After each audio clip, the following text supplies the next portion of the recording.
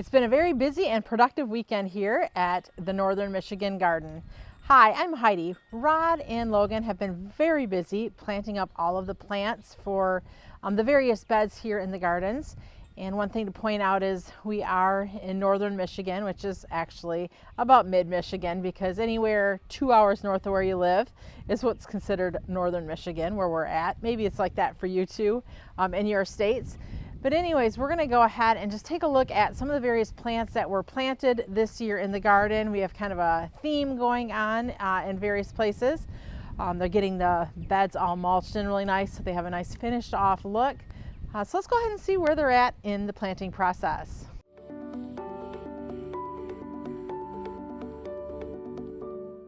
We're starting off heading down towards the lakeside view because this is the beds they've really been concentrating on. So last year we lined this garden bed here with Sunpatiens. We did red and white, and I really loved how that looked. You can see the cottage is blue and white. So with the red and white Sunpatiens, it just kind of gave us that nice patriotic feel.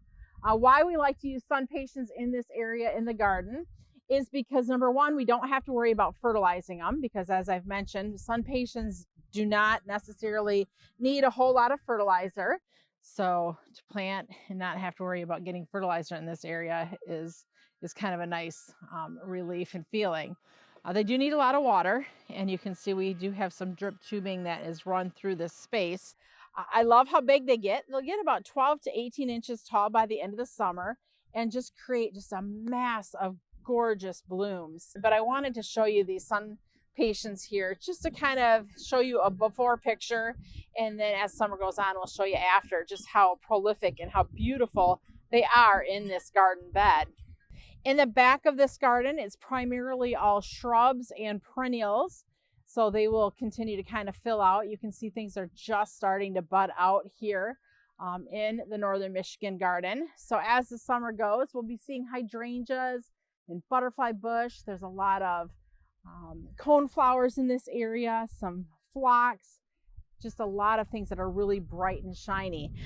Bright and shiny, that's kind of funny.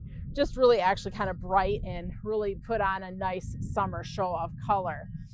So we'll update you on how this fills out as it goes on. Here are a few more plants that Rod and Logan will be planting. Some perennials to go along the side of the house, as I mentioned. A few annuals. These are going to go in the front of the house. We've got some begonias, some diamond frost, angelonia, angel face purple, or blue actually. Some more Sunpatiens, Kufi vermillionaire, which is great for the hummingbirds.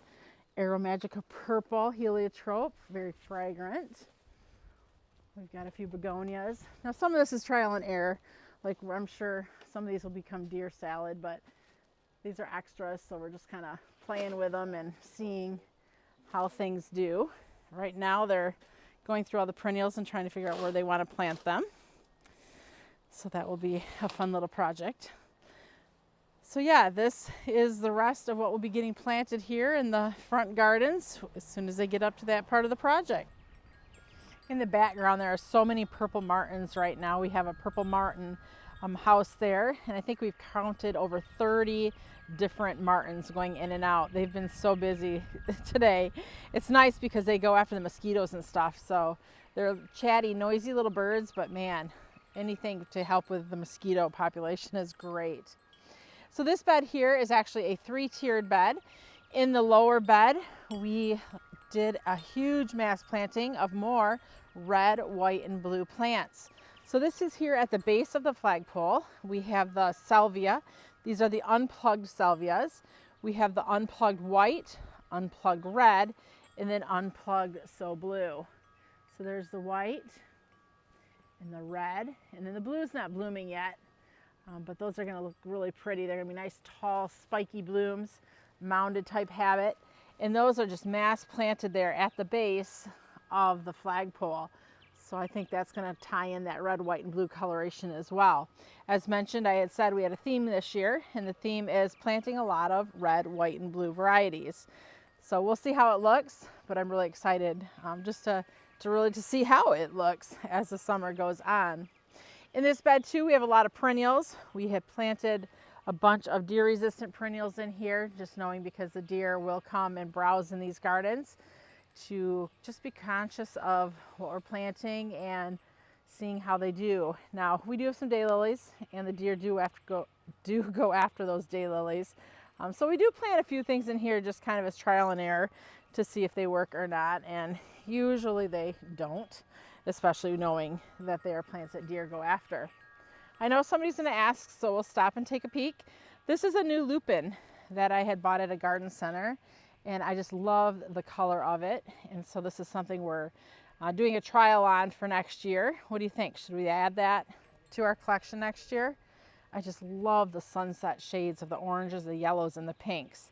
And this will send up more flowers. This is just the first flower on it right now so far, but I just love that beautiful coloration. You can see how the mulch is all tucked in around all the plants and how that's just given this a nice finished look.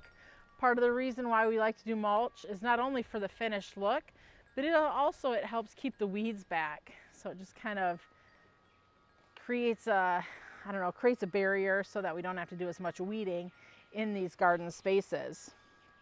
We lined the hill. I'm going to try to walk without falling here.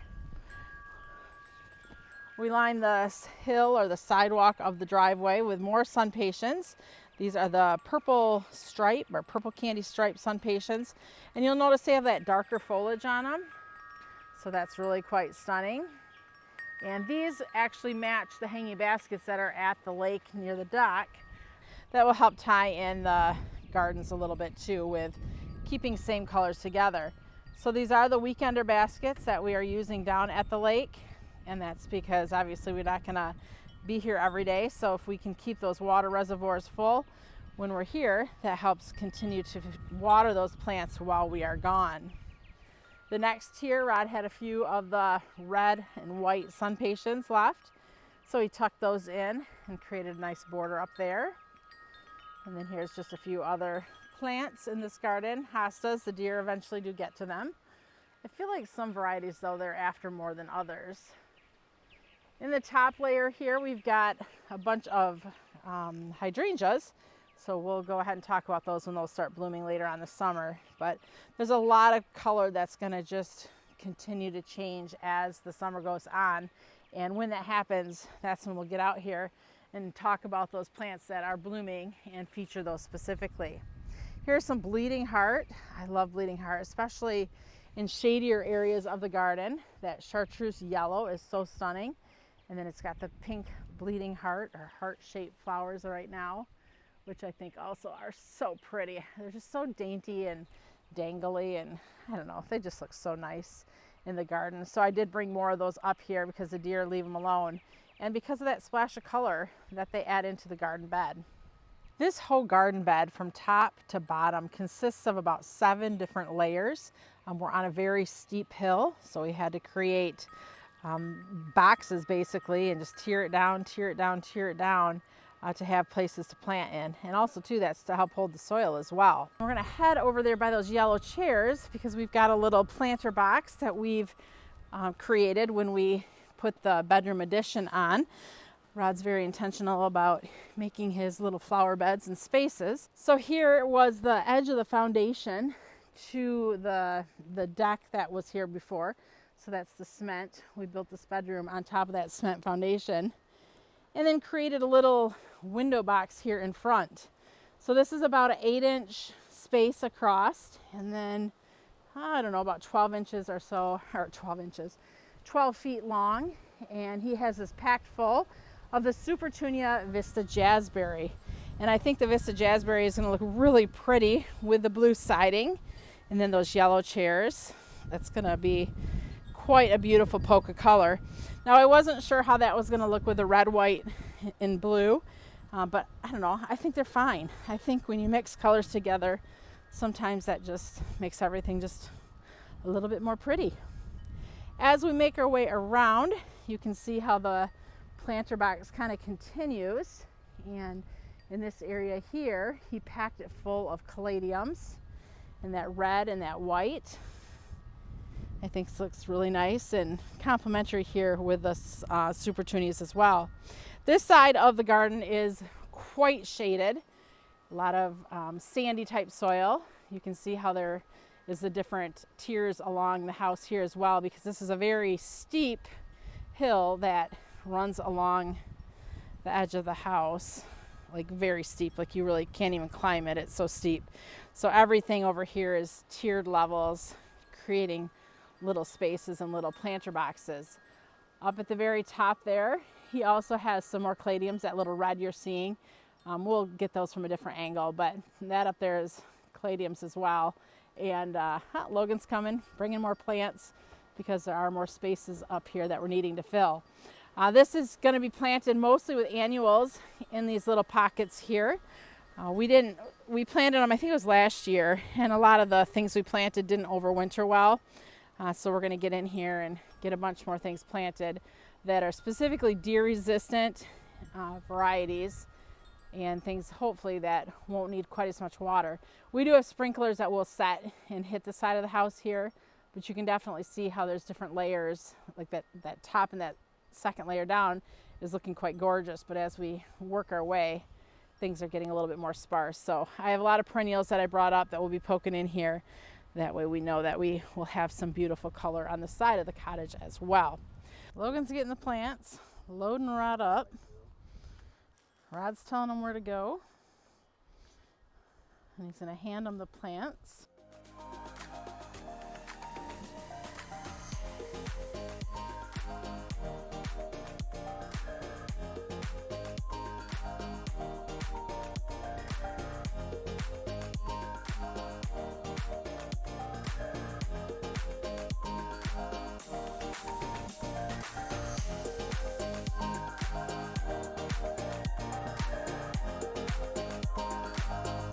Wasn't kidding when I said it was a steep hill.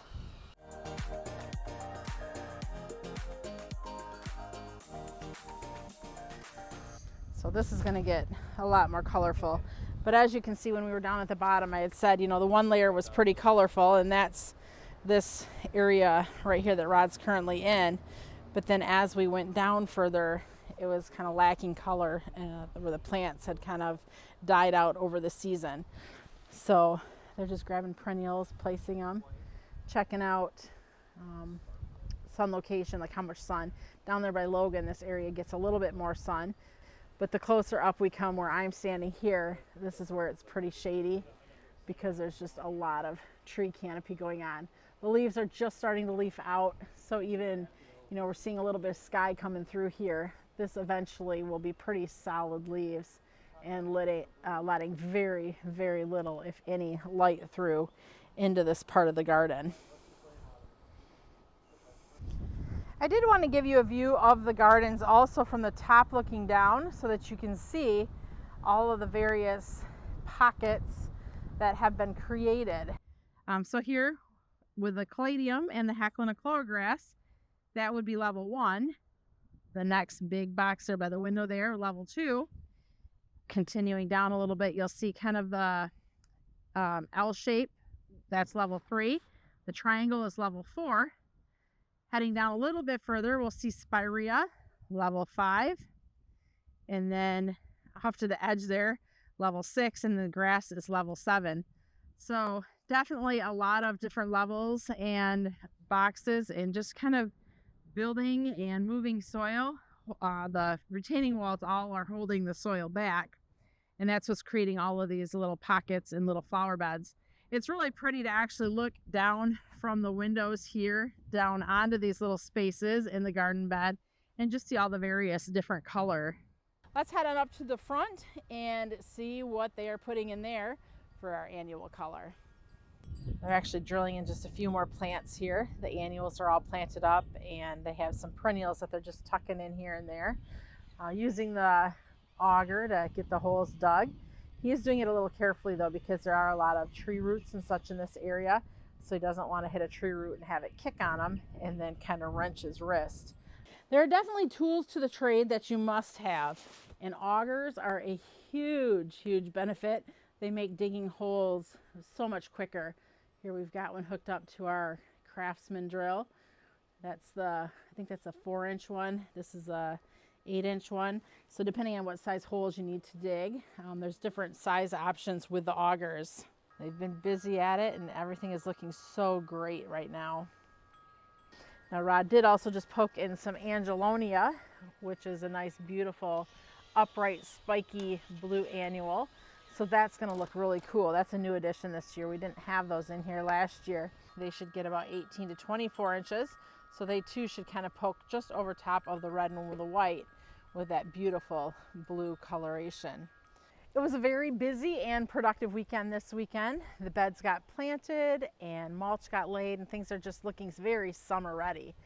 We'll be doing more videos on the planting here in the front of the gardens. If you have any questions or comments on anything that we did today, please feel free to leave it below. If you're new to our channel, we welcome you to subscribe. Thanks for watching. I'm Heidi from Garden Crossings.